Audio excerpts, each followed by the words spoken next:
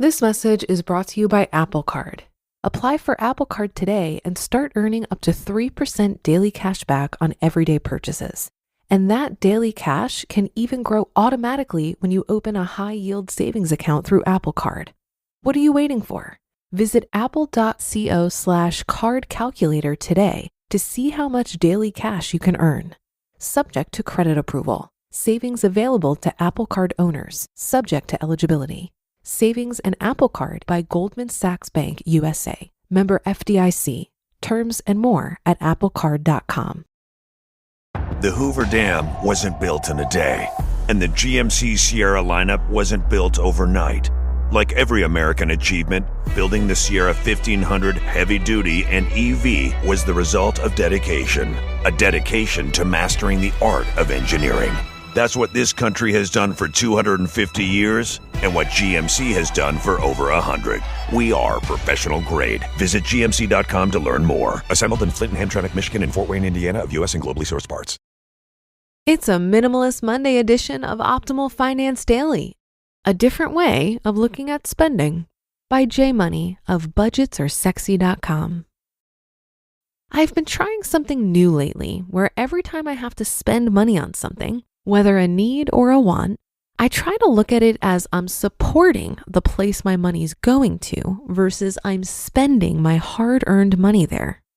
The effect to my wallet usually remains the same, but what I've noticed is that I'm starting to appreciate these transactions a lot more. And not only that, but in some cases, even enjoying it.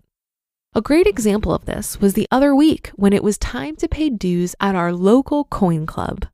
The membership fees are literally only like $12 a year or $1 a month, but we were starting a new lifetime membership option where for a one-time fee of $150, you could actually become a member for life. Now, $12 and $150 are drastically different paying attention to price alone. But what I noticed was that a number of people started whipping out their checkbooks right there on the spot for these new memberships. The same people who graciously donate coins to our monthly door prizes or who volunteer their time and expertise to present to us throughout the year. To them, it wasn't about the cost, but more about the love of the hobby and wanting to support it however they can. That night, 4 people became lifetime members on the spot, including myself.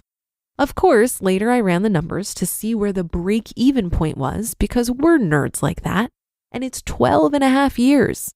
But whether I attend the meetings for that long or not, I felt proud to support something I believe in too. I doubt that would have happened had I not consciously changed my thinking. This works in other areas too. $5 for coffee? Your baristas thank you for giving them a job. $75 for groceries? Way to help the cashiers, managers, night stalkers, and even cleaning crews. $100 for insurance? Thanks for protecting my family and finances, insurance company. $875 per paycheck for taxes? God bless America and our roads, schools, libraries, outreach programs, and the men and women who protect our laws and safety every day. In all cases, they're still normal expenses, but thinking of them in terms of how they provide for others or society on top of it is a pretty powerful and often overlooked feeling. Not unlike the concept of voting with your dollars by shopping at the places, stores, or services that match your values and staying away from those which do not. It's spending, but it's also very much supporting. This new mentality has also affected the way I give back too. I started thinking about all the other hobbies or organizations I could be supporting more just like with the Coin Club and came up with 3 of them right off the bat. Number 1, the Sundara Fund. I've loved this organization since the moment I learned of it 2 years ago. They recycle gently used soaps that the hospitality industry throws away every single day and reuses them to prevent disease and death among kids in poverty-deep countries. And realized the last time I donated to them was almost just as long ago. Number 2, 516 Project. A newer project launched by a friend of mine who goes around fixing up old and broken down homes of those who can't afford to have them fixed themselves. I gave to them the day they launched and then promptly forgot. And number 3, then there's our very own Rockstar Community Fund, where I initially funded it with $500 to get it going and help spread the good around our community, but have since stopped contributing financially purely out of forgetfulness. And this is my own project. Of course, I spend gobs of time towards it, which is worth much more than any donation, or else it wouldn't exist. But financially speaking, specifically, I was slacking. I went back to that same lifetime membership concept and decided to give $20 per month to each of these organizations. All very much new expenses to me, however, when looked at in the light of support, shines much differently. And I'm actually pretty embarrassed that I didn't think of it earlier. Of course, I should have made it automatic to make sure my money was going where I wanted it to. That's personal finance 101. Despite the disconnect though, it's already feeling worlds better now. And I'm already looking for more places to pledge my support to so I can make it an even $100 per month across the board. We'll see what the future holds with this new thought experiment, but I wanted to share it with you while it was hot on the brain and my encouragement levels sky high. Maybe you already think of your money as voting dollars and supporting your community. I don't know. But the more ways we can feel empowered by our spending, the better. Give it a shot today while you're out running your errands or picking up food or paying the bills, etc. Then come back and let us know how it felt.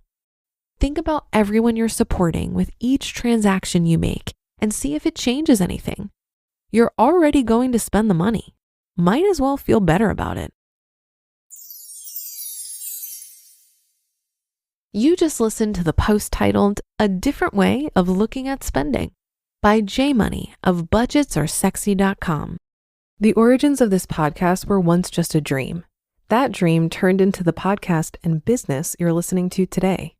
Starting your own business is a dream lots of us share, but too many of us let it remain just a dream. Don't hold yourself back thinking, what if I don't have the skills? What if I can't do it alone? Turn those what ifs into why nots with Shopify by your side. Shopify powers millions of businesses worldwide and handles 10% of all e-commerce in the US, from household names like Mattel to brands just getting started. Build campaigns that reach customers wherever they're scrolling. Plus, Shopify's expertise covers everything: inventory, shipping, returns, and beyond. If you're ready to sell, you're ready for Shopify. Turn those dreams into and give them the best shot at success with Shopify. Sign up for your $1 per month trial and start selling today at shopify.com/OFD. Go to shopify.com/OFD. Shopify.com/OFD. When investing your money starts to feel like a second job, Betterment steps in with a little work-life balance. It's the automated investing and savings app that handles the work so you don't have to. While they build and manage your portfolio, you build and manage your weekend plans. While they make it easy to invest for what matters, you just get to enjoy what matters. Their automated tools simplify the complex and put your money to work, optimizing day after day and again. So go ahead, take your time to rest and recharge. Because while your money doesn't need a work-life balance, you do. Make your money hustle with Betterment. Get started at betterment.com. That's BETTERMENT.com. Investing involves risk. Performance not guaranteed. I love that J Money found a new perspective to make peace with spending. This is an area I often struggle with. When I was getting out of debt, I was hypercritical of every dollar spent. Any money I spent on needs or wants was less money that I could throw at my high interest debt.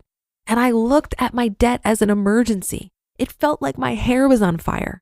So questioning every purchase was beneficial in that season of my financial journey. It allowed me to get out of 30 grand of debt in 11 months. It also allowed me to reach Coast-Fi status, build an incredible cash position, and create a lifestyle that allows me to easily cover my expenses with minimal work. However, I'm in a new season of life now. I'm finally in the financial position where I don't have to worry about money so much. And so being hypercritical over every dollar spent isn't necessary anymore. But it's a hard habit to break. And that's a wrap for another Monday show. Have a great rest of your day and start to your week. And I'll be back tomorrow where your optimal life awaits.